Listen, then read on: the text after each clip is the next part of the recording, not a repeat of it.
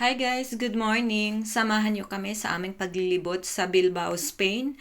At after ng aming check-in sa Capsule Hostel, ito na nga at kami ay nagmamadaling puntahan ang Guggenheim.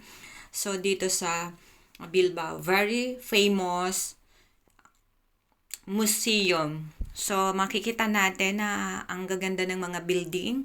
Ayan, very old at may mga modern din. So, malinis ang Bilbao, even the river.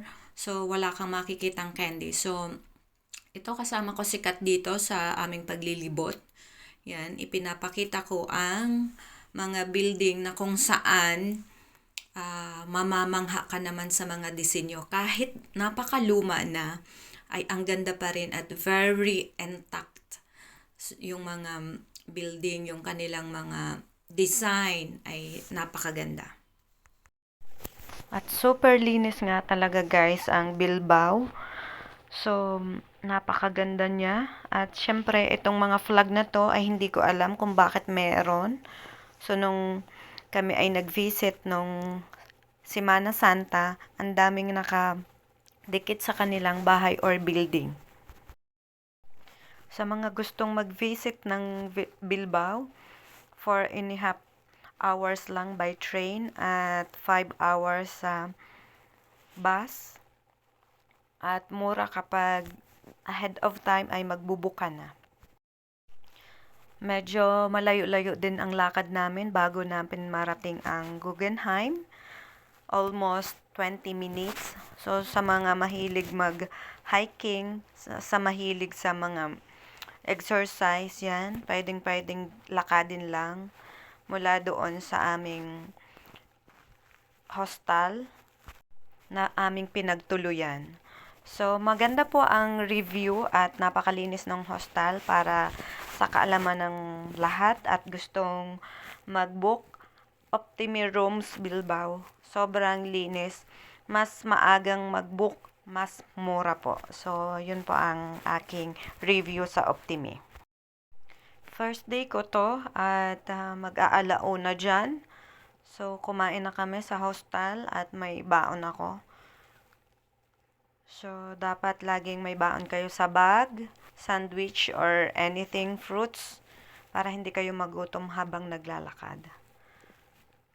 So, ganun ang mga turista na tipid tips. At ito nakita nga namin, ang ganda niya. Hindi ko alam kung ano siya. So, ito ay isang old building na aming nadaan. Maduming ginto. Nagpupustahan kami kung pusa ba yun o aso. So, wala pa siyang kulay ngayon kasi hindi pa namumulaklak yung mga bulaklak. May bulaklak na yan sa paglapit mo. Kaya lang hindi ko na makita kung may payong siya. Aso yan. Pusa. Kahit i-google mo pa. Aso yan. Tayo magpustahan at pusa yun eh.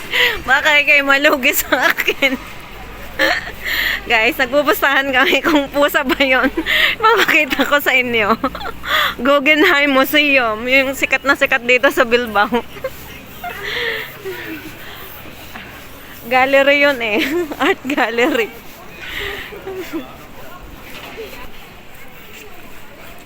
Ano daw yan? Sabi nga ni Ate Kate, kamusta ako sa pusa? Hindi mawawala yung malaking basurahan ng Espanya kahit saan. Andyan sila. Yan, marami nang galing doon sa museum, Guggenheim Museum.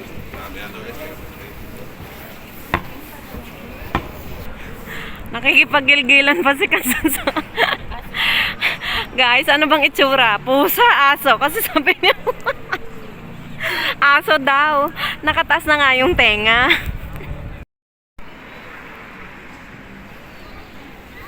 Ang ganda niya. Sarap gumala. Sarap mag-relax. Aware? So, ito na nga.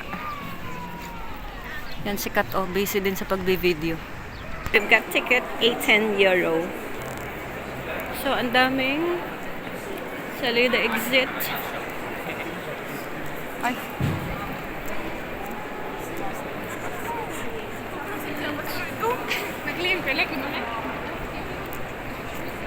taas tayo ka to.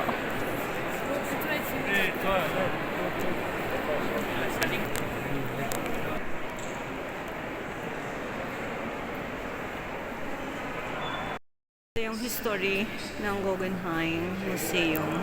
Sabi niya, gradually shifts from gray to orange yung steel. Kasi kumakalawa nga siya. So, kapag may process siya, magba-brown color din siya.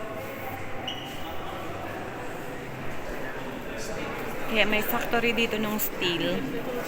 Ayan. Itong Bilbao. Kilala siya doon.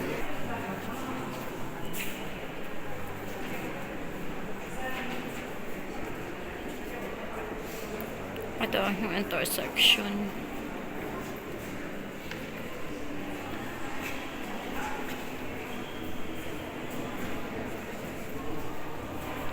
Dito siya mag-i-start yung steel niya. Ayan o. Hanggang siya sa mabuo siya o. Ito yung makikita dito sa gallery na to. Hindi ko alam kung ano to. So wala kasi siyang English. Oh, yun lang ang sinabi niya, back to the town. Guys, hindi ko alam kung ano to. Ayan yung kanina na aming pinuntahan. Ayan, hanggang sa dulo napasok ko yan eh. Pero hindi lahat kasi may nagpo-photo. Kakaiba yung structure niya.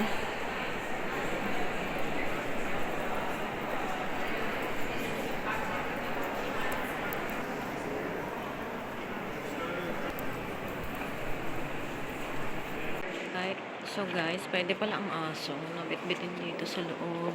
Ayan oh. Oh. Ayan oh.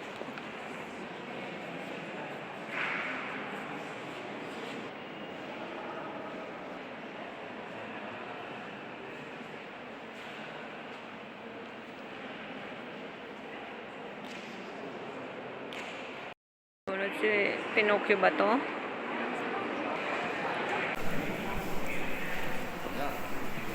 Now this one especially.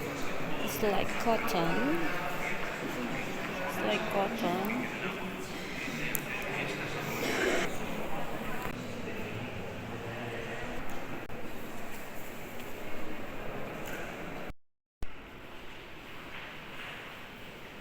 Mga sinaunang bato. Ah, this is it. Ayan o. Iba't ibang klase.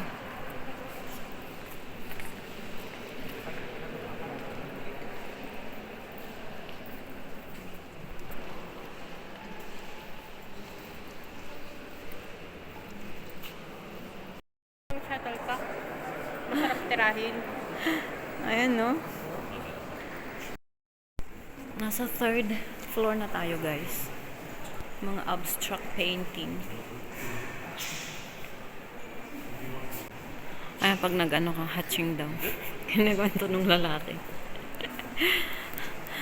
Oh guys, yung mga magagaling sa ano, sa math. Hindi ko siya na-gets guys.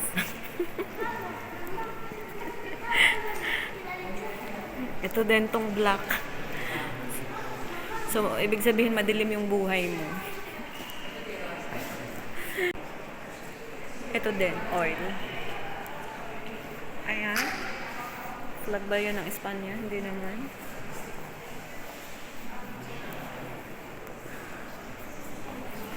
So, ito ang tatambad sa'yo. And ito. Language of expression. Ang talino ng mga pagpintor, no? So, pag itong mga ganito,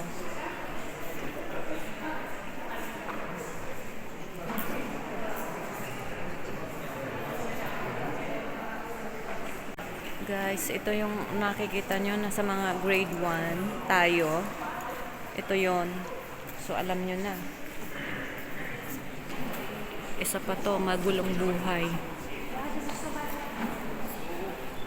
So, ito yung mga ginagawa ng alaga ako, abstract painting.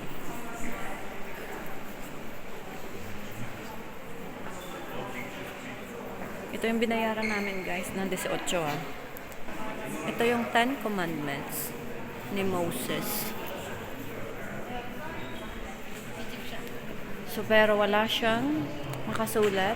Nakalagay lang ay Moses. So tingnan natin dito. Moses and the Egyptians. So yun pala yun. So nakalagay dito yung 10 plagues. So ito pala yung story ni Moses at ng mga Egyptians. Exile ng mga Israelites. So that's it. Siya na Jean Michael Basquiat. I think hindi ba ito yung copies roof or windows? Katatanda na namang mga painting to tulad nito. San Sebastian, Juan Osle, 1954. Nakalagay dito kalma, curiosity, dolor, excitement, Armonia is Spanish.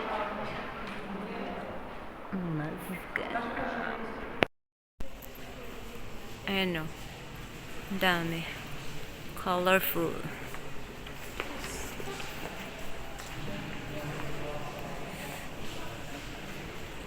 And tulips.